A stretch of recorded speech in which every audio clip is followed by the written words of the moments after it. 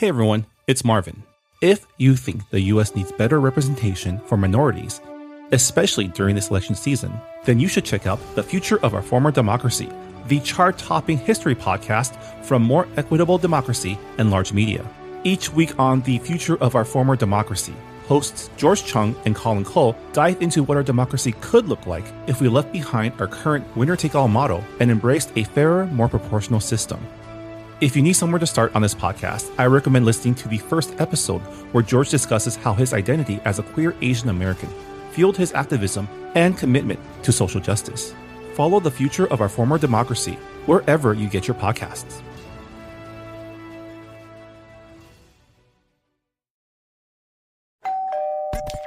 You're listening to Whoa! Potluck.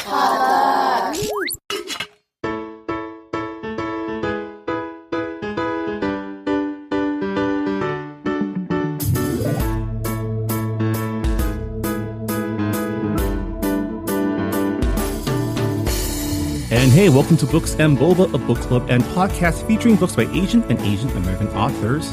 My name is Marvin Yue. And I'm Rira Yu. And we are here to discuss our October 2024 book club pick, The Salt Grows Heavy, a novella by Cassandra Khaw. As always, Books and Boba is supported in part by our listeners. So if you've been enjoying our podcast and would like to become a bigger part of our book club, head on over to patreon.com/booksandboba and become an official member. Our Patreon supporters gain access to a lot of extra goodies, including access to our members-only Discord server, as well as our monthly bonus podcast, Boba Chats. And of course, a big thank you to all of our current Patreon supporters. We couldn't do this podcast without you. But yeah, longtime listeners of the podcast would know that we tried to read a spooky book for October in honor of Spooky Month, and I think we picked a good one. This was a Patreon choice as well, so Yeah. Technically our listeners did a good job picking out our book for Spooky Month. Yeah, special thanks to Honey Boba member Couple Jen for suggesting this book. And that's actually another perk you get as a member of the Books and Boba Patreon, which is the ability to suggest a book for our quarterly patrons pick, where you have the chance to pitch us a book to read for book club, which has been a really cool addition to our process this past year, allowing us to read books that may or may not have been on our radar. So thanks for that.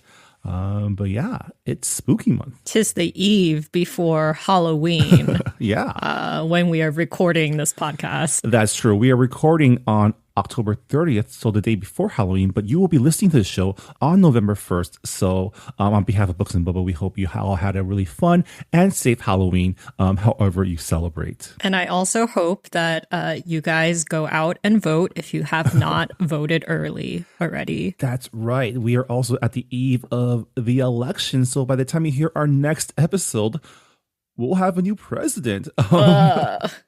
I think we should. I think we all deserve like a week off, for like the anxiety of of the future of our nation. Jeez. I totally have been.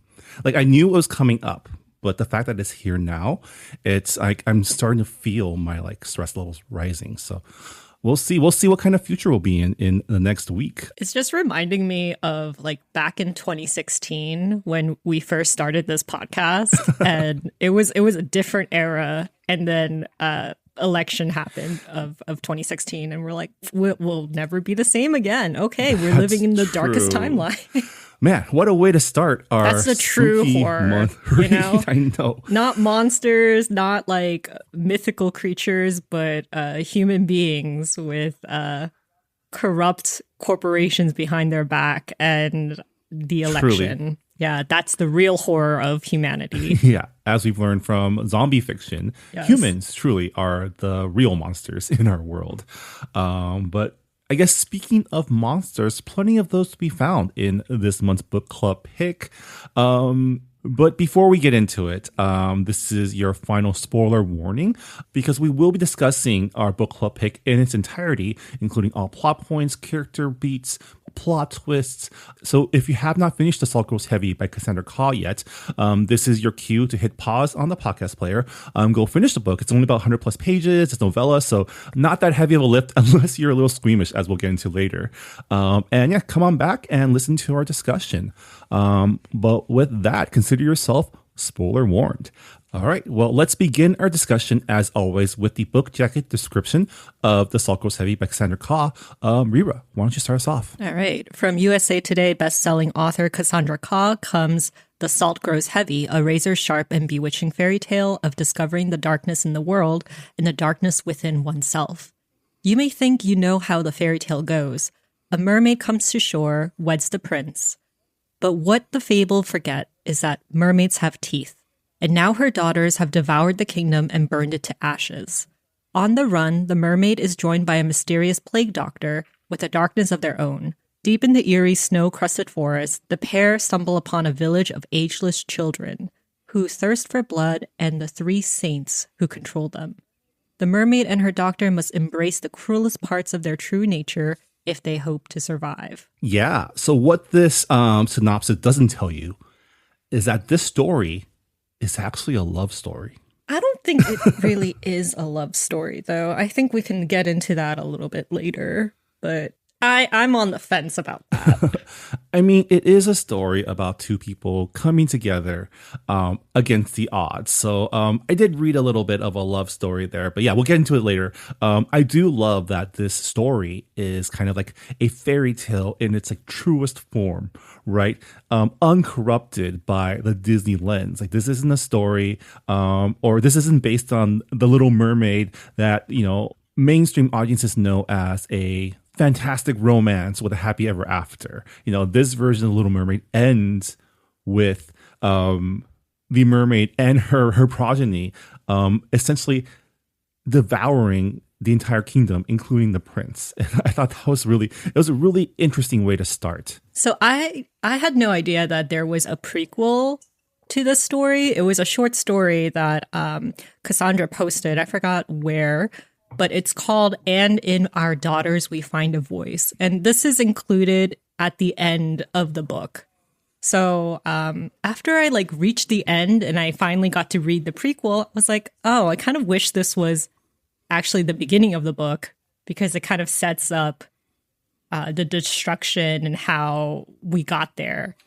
But I know that some people prefer to just be dropped into the action of like, wow, what the hell happened to this kingdom? It got devoured and burned to the ground by these evil, like fish monsters that are not quite mermaids. Yeah, I mean, I like the way that Cassandra dropped us in essentially at the end of the original fairy tale, right? But instead of like the happily ever after, we kick out the story in a kingdom in ruins. And immediately we find out that the mermaid in the story, the mermaid princess, is not the Disney conception of the Little Mermaid or even the original fairy tale conception, right? This is a creature of the sea, of the deep sea. And, you know, Terrors of the Sea has always been a big part of like the cosmic horror genre, right? The ocean, especially the deep ocean, is a part of the earth that we still know very little about. And so is a source of a lot of existential dread. And Cassandra's mermaid is also, you know, a creature that defies expectations, defies logic and your conception of what a mermaid is, and continues to challenge those conceptions throughout the story. And I also really enjoyed the way that Cassandra built her setting, built her backstory through context clues. You know, eventually we do find out through the prequel what happened leading up to the beginning. But even without like knowing that the prequel was there, you get a sense that like this kingdom truly effed up, right? The Prince Eric of this world was like a huge dumbass who found this seaborn horror and tried to turn them into his wife, and which ended up dooming his kingdom. Like, I thought it was interesting, like later on in the story, I have a quote right here. She says of the prince, "Of all the men who have mistold my history, I resent him the least. Like me, he stood anchored in gilded chains, throats, and wrists collared by another's presumptions, breath beaten to gasp by a world that permits only a single direction, forward and away from our heart's desire. He was not quite wrong, but he was certainly not right." And I thought that was really interesting because, like, you're talking about this person who cut out your tongue and fed it to you and, you know, kept you in captivity and took away your bodily autonomy, made you, like, become like a broodmare, like, but you're saying that, you know, of all the people who have mistold your history, like, he wasn't the worst. So thought that was interesting. Yeah, I mean, that's definitely something that we see as the story goes along is the mermaid is someone that is constantly being projected onto, right? This idea of what a mermaid is, this palatable version, they are constantly being compared to that, even though that's not what they truly are. And, that becomes a big theme in this story, which is calamity ensues because so many people are trying to make this mermaid something that they're not, trying to make order of the chaos of what the mermaid is and, paying the price. And we see that like time and time again, especially in the prequel where it's like ultimately it's human hubris that like brings about everyone's downfall. Human hubris indeed. Yeah. I just love how like this book is pretty much saying the original fairy tale is a prince propaganda. Like all of it was, I think there's a quote in there that says like myths make her captivity more palatable for listeners. And I'm like, yeah, they really did make the prince seem heroic for rescuing this mute maiden in the waters. And in the original tale, like the mermaid, she goes through a lot of suffering. Like every single step feels like a knife going up her foot. So it's not a pleasant experience going to land, but they kind of make it romantic by saying, oh, she did it all for love. And like her suffering makes her more beautiful. And I'm like, why is it that a woman is always suffering in these fairy tales? So I thought that was interesting how like they frame this as a propaganda. Yeah, and we don't really see a lot of the prince until the prequel at the end of the book. But the mermaid does allude to him a lot throughout the story when they recall their years in captivity. And the prince is always referred to as like the foolish prince, right? His biggest flaw, like the rest of the world, is trying to make this mermaid into something that they're not. And oftentimes like resorting to pretty violent methods to try to achieve his goals. Yeah, there's definitely a violence in forcing someone to conform to your culture and to make them fit into a category that, they didn't ask to be put in. And it did kind of remind me of how society like puts queer people into boxes and try to like, make them fit under gender norms. And that is a type of violence that queer people face every day. And I just thought that was like an interesting metaphor with the prince and how he subjugated the mermaid with his creepy ass like cannibalism in a weird way. It is cannibalism, right? Because he fed her own tongue, which was gross. Yeah, and also like he ate her siblings. And, this novella had a lot of just really gross imagery, right? Like that was definitely something that a lot of our members on Discord commented on, which is just the sheer number of ways Cassandra finds to talk about flesh, viscera, blood, guts, and organs. And that's definitely something that when reading some of the reviews on Goodreads that people either like really liked or really disliked. I thought it was kind of fun to see how many different ways Cassandra can talk about, body parts and viscera in the span of a novella. What are your thoughts about like the visceral nature of this prose? I could appreciate the language and like how visceral the imagery was and how almost like clinical in a way when the mermaid was being pretty much ripped apart by vivisection by one of the surgeons. I'm like, oh, this is really gross, but it's like, very clinical in a way where kind of like the pain kind of feels detached. So I do appreciate like how Cassandra chose specific words for those very grotesque scenes to make it like very poetic in a way, but it was not my favorite. This book was a challenge for me to finish.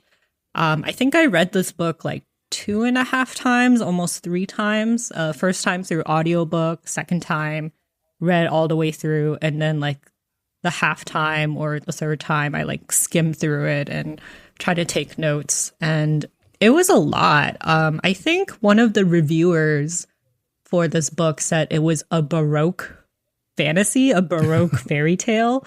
And I'm like, that is very on point. It is very, very much like elaborate prose. And there would be like vocabulary that was like very obscure to me, where I was like, I don't think I'm that I feel like I'm well versed enough with vocabulary that like there's very rarely an instance where I have to like look things up. So I was pretty much looking up definition like every other page. Oh. And it was a challenge. Okay. Yeah, I think for me, I kind of just went with it. I was the same. So one of our Discord members, Nina, mentioned that she realized that most of the vocab words had to do with flesh or are terms for body parts or decay. So they decided that they didn't really need to know what all those words meant to appreciate the story. They just ended up rolling with the context clues, which is kind of similar to how I approached it too. Like I definitely wasn't like going back to a dictionary. It was just like, okay, I can kind of tell that they're just talking about like flesh things, but I didn't need to know exactly what it was. I mean, it wasn't just flesh things. There were like random vocabulary words in there where I'm like, I've never heard of this word, and then I look it up, and it's like, oh, it's like a type of sensation, or it's like a very specific type of vase or whatever. And I'm like, would have never known that. Not that I needed to know it, but my curiosity. Funnily enough, the one obscure word that I didn't need to like kind of think about was bizarre. Oh, me too. Yeah. If you're like into fantasy, which was fun. But our story proper opens, like we mentioned, in the ruins of a kingdom, where we see our main characters, the mermaid and the plague doctor, who decide to travel together. The mermaid essentially decides to abandon her children to, I guess, their escape in the kingdom. Is that what's happening? I feel like there isn't that much urgency when they leave the kingdom, though. It's like, it just kind of feels like, have you seen like that episode of Community where like everything's on fire and it's like, oh my God, what is happening? Yeah. It's kind of like that, where they're just like, everything is on fire and there's nothing left for us to do. So I guess we leave. So that's kind of like what I got of the beginning. It's just like, well, the kingdom is in ruins. Your children are, suckling on the bones of the people that they killed. There's nothing more to be done here. I guess move on to the next kingdom or wherever else. Yeah, I guess looking back, that's one thing that I might have needed a little bit more hand holding on, or maybe I just missed the context clue. But essentially, they agree to become travel buddies as they move on to the next town. The plague doctor, for some reason, is the only person, well, not only the only survivor of the kingdom, but also the only person who isn't actively afraid of the mermaid. And so they kind of just become each other's only companions. Well, the reason why the plague doctor is not afraid of the mermaid is because at one point they say, we are both manufactured beings. And it's like, I'm not scared of you because I'm also a monster. So there's that like shared commonality. That's true. And I think, along the way, context clues are given that the plague doctor themselves is some sort of, I guess, a Frankenstein's monster, right? And I thought that was really interesting that we got like a mix of a lot of different folktales into this story.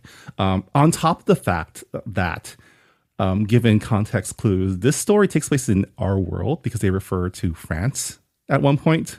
Mm-hmm. So one can only imagine we're probably somewhere in Germany, right? Because that's where all these the folktales really come from. I mean, there's the Grimm's fairy tales, and that's definitely like Germany. But Hans Christian Andersen, he was is he Danish? Dutch? Yeah, no, he was Danish. He was Danish. So somewhere in like the hinterlands of Europe, I guess, is where this takes place. What were your first thoughts about the plague doctor? I thought it was a very powerful imagery because, the plague mask, it's like something that we see in a lot of artworks, and you're like, wow, that makes like a very ominous presence. It's something very simple but very effective.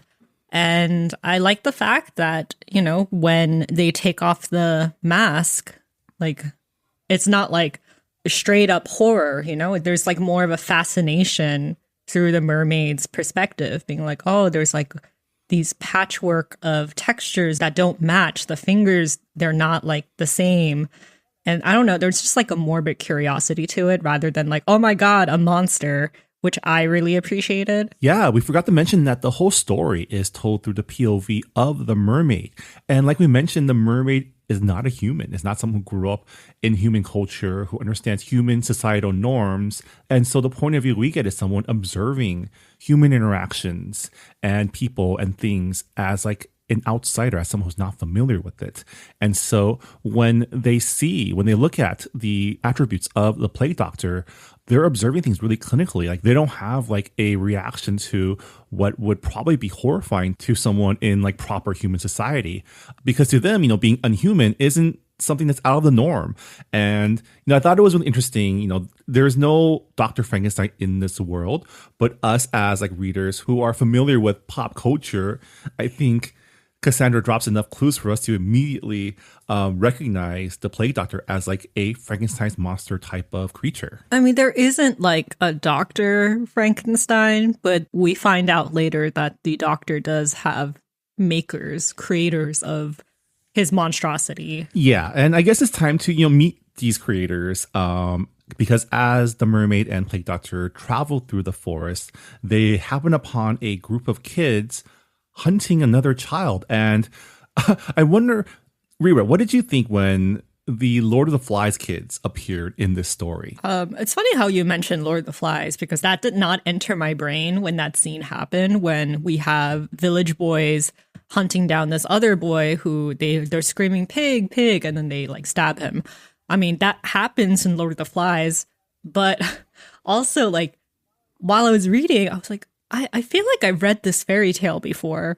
So on top of The Little Mermaid, there's 2 grim fairy tales that's woven into the book. And one of them is How Some Children Played at Slaughtering. And it's a very early grim fairy tale. You don't really see it in modern day editions anymore. I only know about it because I was a fucking nerd when I was in middle school. But it's a story about children. I think the original story is about like a butcher's child, starts like to play as if they're a butcher with other children, and they designate one of the kids as a pig, and they kill the pig as part of the game, but they actually kill the kid. So the village is like, okay, how do we punish a child for committing this murder? Because it's still a child. So in the trial, I think the magistrate, he says, well, we're going to test the child to see if he has like an evil soul. So he puts like an apple and a coin. And he says, if the child picks the apple, it means that the child is innocent, because they don't really understand, I guess, like monetary value, or like they still hold on to innocence. And then like there's the coin, and if they pick the coin, it's like, oh, okay, they know exactly what they were doing. They know they have like self-awareness. And the end of the story is the kid picks the apple and he doesn't get like executed for his crime. It's a very obscure story. So that, and then like the other story is the 3 army surgeons. And yeah, I had to like pull out my giant tome of grim fairy tales. I was like, I've heard this story before. The 3 doctors, they sound so familiar, especially since like they're like missing organs. Like, what is it? One of the surgeons, one of them cuts off his hand, one plucks out their eyes, and one takes out their heart. Yeah, so I was like, I've heard this story before. I'm gonna freaking hunt it down. So I hunted it down, and yeah, like it's pretty much like a story about 3 army surgeons with the same conditions. Like, one of them has their hand cut off, and they perform like miracles in towns by being like, see, we can like piece ourselves back together. Aren't we like miraculous? And they go town by town doing this. And at one inn at a village, while they're sleeping, one of the innkeeper's daughters, she brings a soldier in, and they're like hanging out, and like she gives him food, and she leaves the cabinet open, and the cabinet is where all the organs and shit that the surgeons were keeping. And a cat goes in and eats the organs and like the hand and the heart and the eyes. So the soldier and the innkeeper's daughter are like, what the fuck? What do we do? So they go to like replace shit. So in the original, they get like they find a thief, cut off his hand, and then for the heart they get a pig's heart, and then for the eyes, I forgot what they did with the eyes. But anyway, they replace the organs, and the surgeons eventually find out because the doctor who sews the hand back on him, he's like, why do I keep stealing things? And then for the doctor who has the pig's heart, he's like, why am I always digging in the dirt for stuff? And then the third person's like, why can't I see shit? Because these aren't like the right eyes on me. So I was like, okay, yeah, very familiar characters. Interesting that Cassandra wove this into a Hans Christian Andersen tale. So it was like a weird moment for me. Yeah, so what you're saying is this book actually takes place in like the effed up version of Once Upon a Time, the TV series from like the 2000s. Or Grimm. Yeah. Yeah. That's interesting. Like I think I definitely clocked that these were all like, I had the feeling that they were all inspired by other fairy tales, but I don't think I had the foundational knowledge that you had to piece it together. So, when I saw that group of boys, I immediately thought about Lord of the Flies because of, there was a character named Piggy and there was like, boys that hunted each other in that book. But I wonder if that was in part also inspired by these fairy tales as well. Right? Yeah, I'm guessing it was. It has to be. So like there's this lineage. And I think that's the interesting thing about this book is these fairy tales have been told and retold, and there are many, many different versions of them, and a lot of them have been sanitized by Disney and other media companies, so that a lot of us are familiar with the beats and how the story's supposed to go, but like the true sickles, like Rira, know that at its core, these stories are all like effed up cautionary tales. Right? Yeah, that's what fairy tales used to be. They used to be cautionary tales told by wives and mothers to children, because it's like, how else are they going to know about the darkness of the world without traumatizing them like physically? So it's like, okay, well, let me tell you this parable of a child just like you going through dangerous stuff. Yeah. And it's like, yeah, but now like fairy tales these days is more sanitized, like you said, and the lessons are a little bit different, and the heroes are differently cast. Yeah, the characters in modern fairy tales are definitely more aspirational than cautionary, for sure. I do find it interesting that when the pig boy is killed by the other children, the mermaid is like unfazed by it. She's like, oh, that kid died, and doesn't really understand this was a horrific act of murder that happened. But the plague doctor like kind of understands, but at the same time, he only cares because the kids say, oh, we can like bring him back. It's like part of a game. And it's like, this sounds familiar and this doesn't sound right. So let me like go follow these kids. I feel like the plague doctor is definitely the morality pet of this, like of the mermaid, right? Because the mermaid, again, is not someone from our world. She doesn't experience things, or they don't experience things the way that a normal person does when they see a kid get murdered by other kids.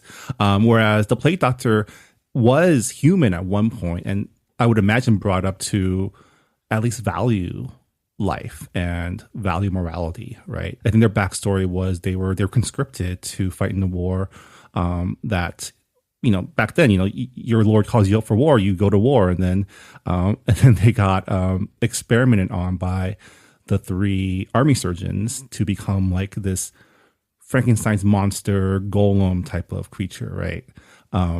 So I can see, like, in a way, this scene affecting the plague doctor more than the mermaid, because the plague doctor was, at least has that moral compass in them from like their life as a human. Yeah, I mean, as a plague doctor, they're not unfamiliar with death. I mean, obviously, in the beginning of the story, we see an entire kingdom destroyed and people being eaten alive by mermaid spawn. But like when they hear like, oh, we can bring the pig boy back, we have we have these saints who can do these miraculous deeds. It's like, okay, that's a little sus. He definitely gets triggered by I'm it. going to Yeah. believe you for now. Yeah, definitely something triggers.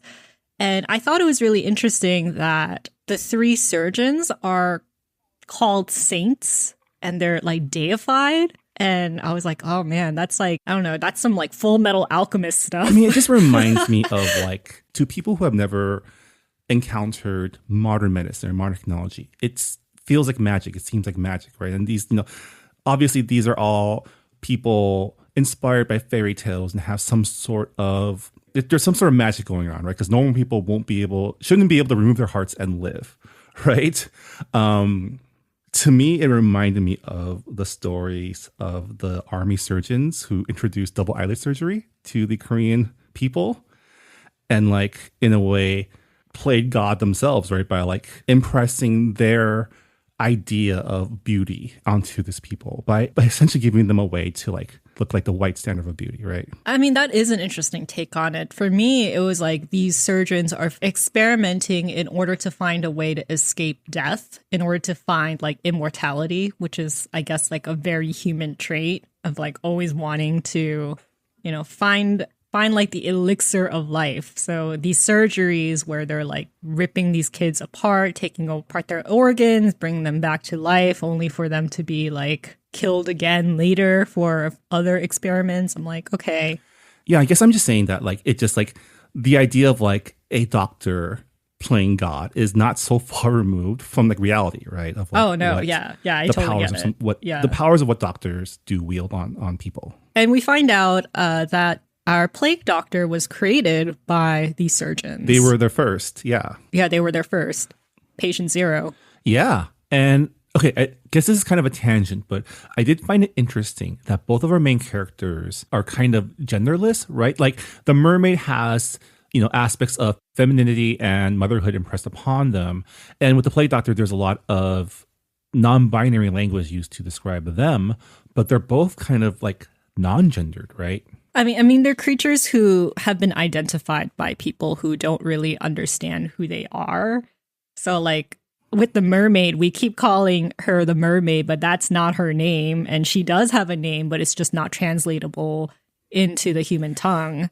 Like, we can think siren, we can think fish monster. It's like all of those things. But mermaid is like the most palatable way to identify her. And then with like the plague doctor, they've just been reconstructed so many times that, you don't even know like where they began. Yeah. So it's like, okay, yeah, we just have to call them they. Yeah. Like we're never told what gender the plague doctor was before they became, a Frankenstein's monster. And, in a way, if gender is a social construct to like perpetuate, the continuation of the species through reproduction, the plague doctor themselves is at this point probably like a asexual being, right? Which I think is ironic because the plague doctor, we are introduced to them because the mermaid is pregnant and the prince is like, it's been a year. How come the babies haven't been born? And the plague doctor is like the doctor who is consulting. And they're like, dude, you decide to procreate with like a sea creature, maybe they don't follow human biology. like, yeah. And that's obviously that's in the prequel that for most of us, myself included, didn't read until after everything is said and done. So that was actually a pretty interesting revelation that the plague doctor had actually known the mermaid for a while before the story started, right? Yeah. And kind of added to like just my head kind of like what kind of relationship these two would have had. Like in a way, he was always the one who saw the mermaid as she truly was. An unfathomable creature of the sea. The prince was like, I'm going to make this mermaid into a princess and I'm going to have children who's definitely going to take after me. And it's like, do you not see the problem here? Different species. And you don't even know how the babies are going to be born. You don't know their nature. Yeah, the prince was definitely the biggest dumbass of this book. Even before we learned about his dumbassery, like the allusions to him through the mermaid's recollections were like, yeah, he was a fool. My husband was a dummy. Yeah, but he was raised in a culture that, had all these misconceptions about mermaids and lore. I thought that was interesting because there'll be like mentions of the mermaid sisters being captured by the prince's fishermen, and they like pretty much vivisect them and then put like steel rods in there to make like, I don't know, like taxidermy versions of them.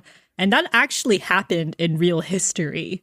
There were Japanese fishermen who like kind of made these fake mermaid taxidermies, and then they like would sell them to Europeans, and the Europeans are like, whoa, mermaids. And for a long time they thought that was like real, and it's like, no, it's not real. Like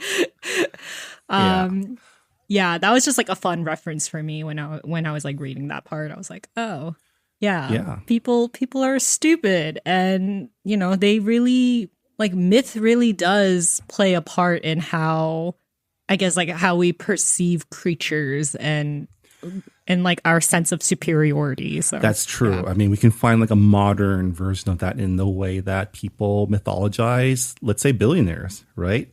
Yeah. And then so you're what you're saying is that humankind, they're like these children who have deified these surgeons and been like, they can do no wrong, even though they have this horrific ritual where they dissect the dead and piece them back together in like a horrific way. I mean, as long as they can promise you a better life at the cost of these other lives, why not, right? And I think that's kind of the allegory here is like, these children have been convinced that through sacrifice, through this ritual of harm to each other, they will one day they will also live forever like the surgeons will. Yeah. And that is pretty horrifying. That's probably the scariest, like in a book full of scary things, that's probably one of the most like unsettling parts of it. It's just like these children wholeheartedly believing that their own self-harm will lead to salvation. Yeah. And one of the kids, like, they have this moment of revelation being like, oh no, like these doctors are actual monsters and what they're doing is a crime. And then that kid just gets murdered by another kid because all the other kids are just like, we love our saints, like they could do no wrong. And I'm like, you have so much evidence. Let me tell you, in front of you. That part was wild as someone reading this weeks before the 2024 election. Yeah. Like I said, real horrors like humanity and corruption. Yeah. And I liked how the plague doctor and the mermaid are like, okay, we have to do something about this. Like, clearly they're just murdering children out there. So they say, how do you kill any religion? You convince its flock that their shepherds are wolves. So they like brew a scheme to bring down the surgeons. I like how you said the mermaid and the plague doctor, because I feel like it's more the plague doctor wants to put a stop to this. The mermaid's just along for the ride, right? Or the mermaid's like, well, if the plague doctor says so, then I have nothing better to do. Because, you know, the mermaid, again, has no real sense of right and wrong, but she can sense, I'm going to use she, her for her because she does, I think she self-identifies as like sisters, daughters, like as the female, right? So she does recognize that the doctor has a moral code and the doctor feels this is wrong. So she will, at this point, again, we can talk about whether or not this is a love story or not. Like she has committed herself to like follow the doctor's lead in a way. The doctor has become her moral compass. And if the doctor's uncomfortable with this, she will follow. And then they concoct a plan of like, essentially, now that I know the original story, the retelling of the 3 army surgeons, right? Yeah, where they replace all the organs in the hand with like animal stuff. And they're like, haha. Yeah, and it wasn't until you told me about the fact that like the doctor with the pig's heart was like playing around mud that it makes the one scene where the doctor is eating the girl's face. It makes sense now because it was replaced with the heart of a lynx was what they replaced it with. I don't remember. It was really gross. I'm sorry. Like there were times when I really had to like kind of like gloss things over in my mind, being like, oh, it's like I know, like skin is being peeled back. I know we're seeing bones and muscle and like sinews of guts. Like, I do not need to have that mental picture. So I kind of had to like trick my brain. And it's really hard to do that when you're reading the audiobook, because the audiobook, they're like very purposeful with their delivery. And I'm like, I don't need to hear this. I don't need to know. I just know that gross things happened, and we're just going to move on with the story. Yeah. And then, unfortunately, the plan doesn't work. They are incapacitated by the children who still believe in the doctors, even though it has been shown that they're literally a leopard that will eat your face, right? They're like, we don't care. Again, such strong allegories to our current political situation. I mean, you said that like the plague doctor is the mermaid's moral compass, and I do agree to a certain extent. But I think why the mermaid decided to like join in on the scheme was, you know, hearing the doctor's story. She's like, oh, they created you. You used to be one of these children, and you didn't ask for that. Like, you didn't have consent on that. And they kept experimenting on you and kept bringing you back. And you're kind of living this horrible living death. And you don't have bodily autonomy like me. I was captured. I was put into this brutal captivity where my tongue was cut out and fed to me. And I think she sees that. Like, she's like, okay, well, this, like, I see how you've suffered. And it's not that different from my own suffering. So, okay, let's go ahead and take down this religion that these 3 army surgeons have made. Because, quote unquote, no myth can remain terrifying when you've seen it broken and beaten, rendered as toothless as an old crone. And I forgot, the teeth were all taken out by the prince because they were afraid that the mermaid was going to eat his face. Yeah, that's true. They had sharp teeth. Yeah. Yeah, I mean, I feel like the mermaid doesn't really understand human emotions, maybe, but she does understand revenge and retribution. And so those are the skills that she can provide for the plague doctor.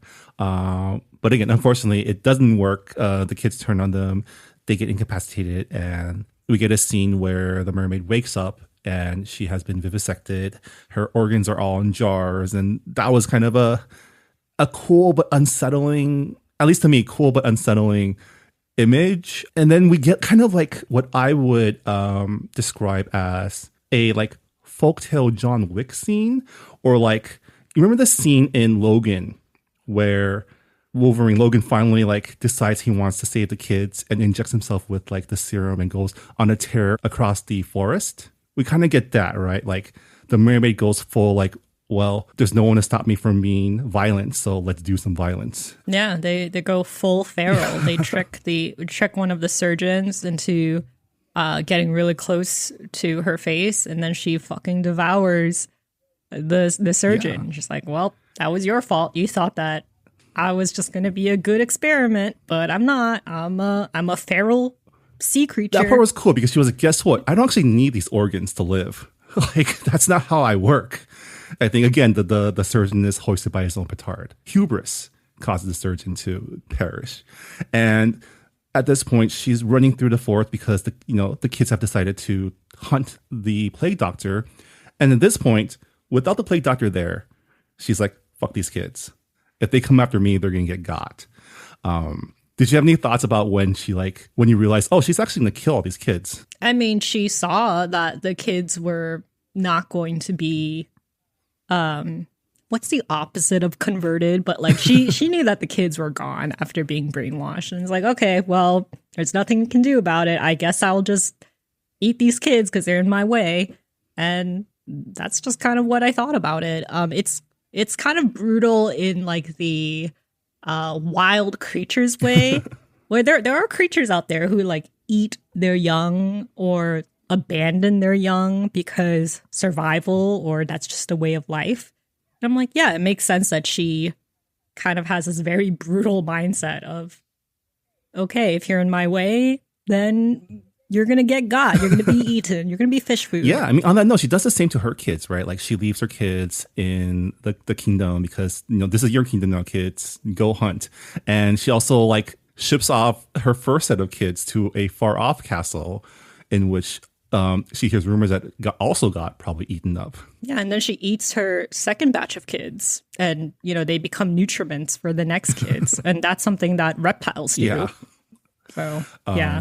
Right. She fights her way to the plague doctor, who is fatally wounded. They themselves have also killed a child at this point, and they get captured again. I was kind of like, I don't know about you. I was like, oh man, they got captured again. Yeah, but if you read fairy tales, there's always like that mandatory witch trial where they're like tied to the stake and about to be burned down. So I was kind of expecting that. I just didn't expect it to happen after they got captured. Yeah, you had this whole heroic scene of her like rushing to rescue the plague doctor, and then they end up tied to a stake again. And then you get the villain speech from the remaining doctors, like, I was going to experiment on you, but now I'm just going to burn you because fuck you guys, right? And the doctor is like, I would like to die. Mermaid, you should go on. You should save yourself. But the mermaid doesn't do that. I mean, this was something that we discussed on Discord, and I don't think they ever said that they sought death. The feeling I got was that because the plague doctor at this point was fatally wounded, they felt that they were already too far gone and didn't want the mermaid to stay with them and get captured as a result, right? They were giving the mermaid the chance to escape and be free. But at this point, the mermaid's already so attached to the plague doctor that she decided that she wants to stay with them and gets captured as a result. And I really like that at this point, the plague doctor has resigned themselves to their own death, but is giving the mermaid one last chance by reminding her of who she really is. And this is where we get kind of the twist on the end of The Little Mermaid, where, they become foam or air. In this case, the mermaid remembers that they're not actually like a person or a human. Even though they've been stuck in this humanoid form for so long, they're something different altogether, like kind of like a Lovecraftian cosmic horror being from the deep. And so kind of presents their true form, which is like something that is like unfathomable, right? Like I don't really know what she turns into. I don't know. Like that's the part where I was just like, I'm a little bit confused on what's going on. It's like one of those situations where like the sentences were getting like very like poetic, and I'm like, I don't know what's like. Did she turn into a hurricane and like freaking destroyed everyone, or like suck the life force out of everyone? Like, yeah. I don't know what happened. I just know that they're dead now. Yeah, I think that's kind of the point, right? She becomes something that the human mind was not meant to comprehend, was not meant to perceive, and everyone dies as a result. Yeah, I felt like the surgeon being like, what is making this book work? How does this mermaid work? And just kind of like trying to find sense in it all. And I'm like, that's not the point of the book. It's just the type of reader I am. Move on. Yeah, and so the mermaid wakes up and everything around her is destroyed, and finds that the only thing that remains of the plague doctor is their bezoar. And like she kind of sits there in grief, contemplating what to do with it, whether or not to eat it so that it can become a part of her, and ultimately decides to keep it with her. In the epilogue, though, we get the story of like, okay, she spent many years, I think it's like hundreds of years at this point, learning about medicine, being an apprentice to the best tailors out there, so she can have this knowledge on bringing the doctor back. And once the doctor is resurrected, she says, I know you said, like, I know you were at peace with your death. I know that you wanted me to like go out and be myself. And if you want to die, we can kill you again right here and now. But, you have this second chance. And the doctor takes it. Yeah.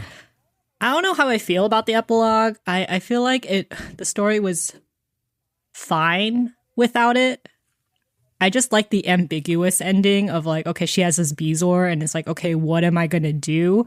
And I just like this idea of her exploring the world with like this tiny part of the doctor. It's like, I will take this rock with me and show it like beautiful places and beautiful experiences. And Like, I don't know. That seems like more poetic to me than, finding out a Frankenstein way to bring back your friend. I mean, even at the beginning of the story, the plague doctor was some sort of, construct, right? Even they don't know how much of their body is made up of their original body. The only thing that they know for sure is them, is this Bezoar. So it kind of becomes like the core of like this flesh golem. And so I think it's kind of cool to see that the mermaid has constructed for them like a more, I imagine, robotic type of body. So they become like a different type of golem, right? And definitely, like what you're describing, it's something that some of our readers on Discord were also like trying to talk through. Like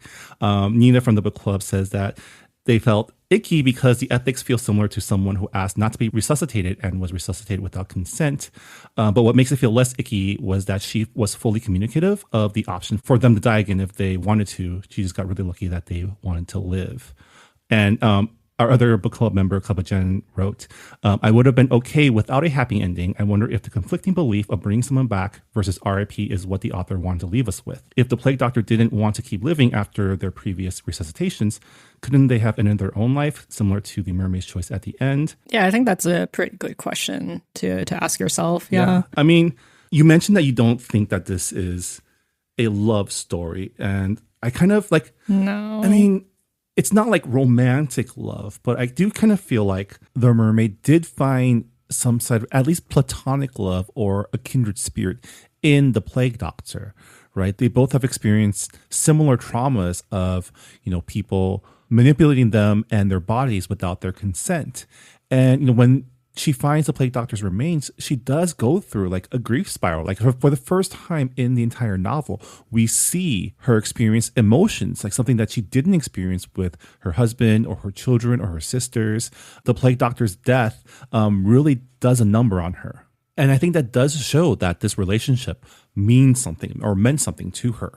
Yeah, I mean, I forgot if this was in the epilogue or the prequel, but you get the sense that she cannot go back home. She can't go back to the ocean. It's been too much time that she's been on land. So therefore she can't become a mermaid again. So she's kind of stuck in this half-life.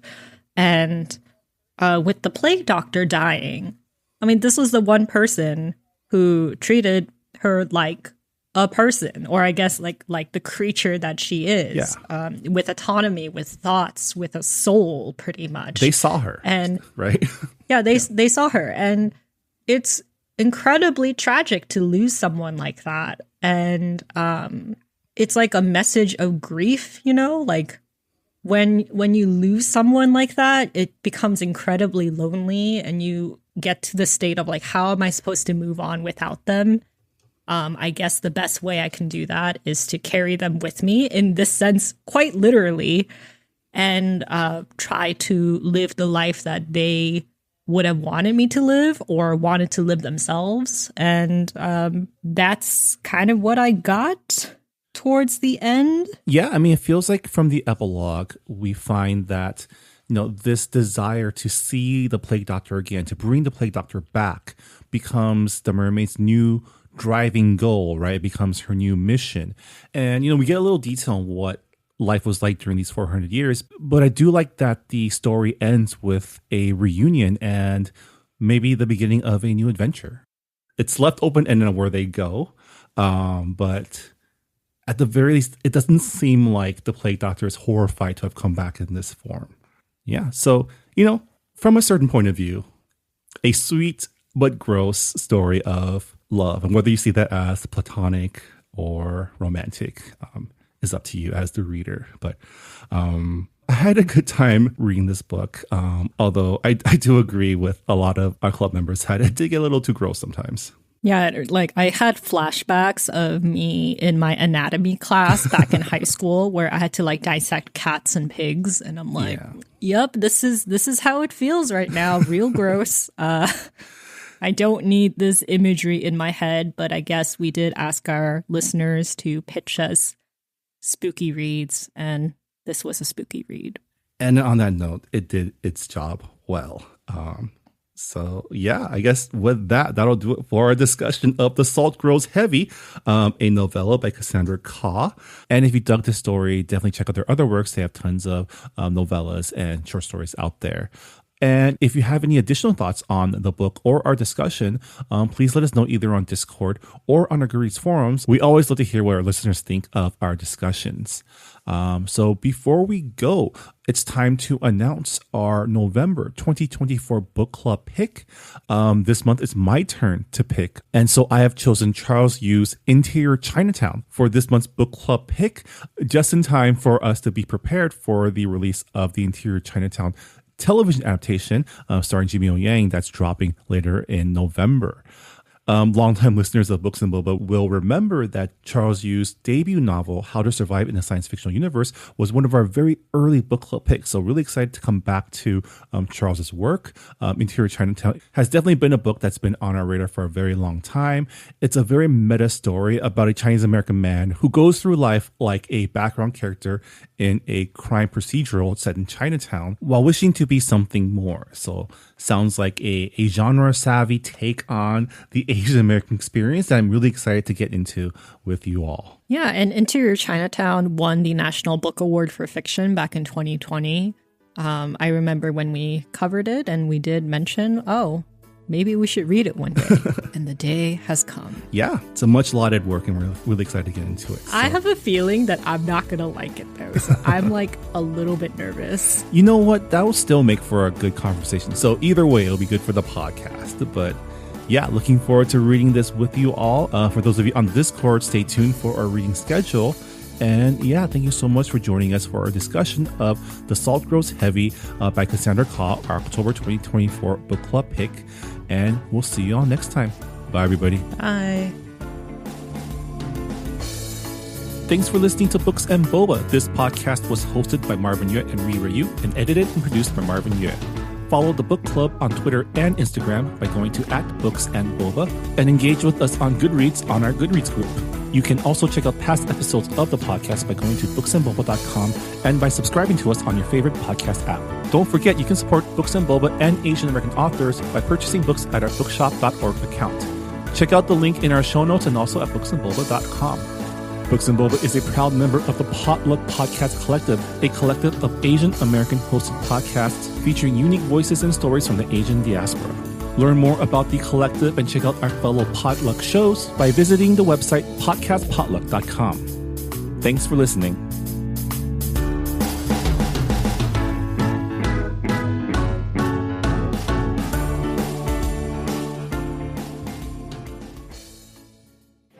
Hey Candace, we are so excited to have you join me and Kathy for a brand new season of the Korean Drama Podcast, the podcast about watching Korean dramas by people who don't watch Korean dramas.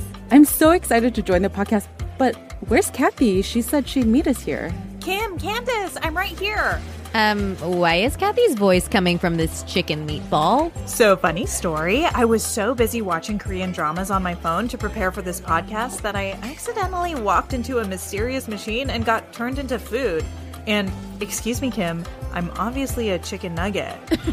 Agree to disagree. Well, that's a weird coincidence because for our 5th season of the Korean Drama Podcast, we're watching the comedy sci-fi series Chicken Nugget. Join us each week as we discuss the highs and lows of Chicken Nugget episode by episode. So grab a snack, maybe not chicken nuggets, and follow us on your favorite podcast app, part of the Potluck Podcast Collective. You're totally going to eat me, aren't you?